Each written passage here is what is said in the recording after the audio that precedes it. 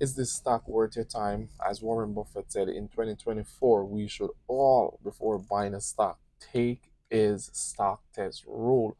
Is it worth it? They're expecting a massive crash for the stock market for 2024. But let's get into it, guys. So today I will be breaking down what happened with Bowen Friday in Alaska, as you can see.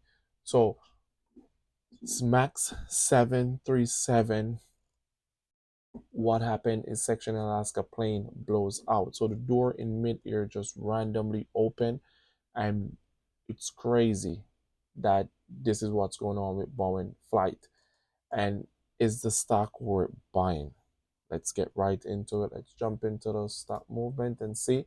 So looking at Boeing on a, let's bring it down to 180 day, you can see we got a pullback and a pullback to 240 to previous lows. This was back in October 25th. Boeing just see a consistent rally of 50.79%.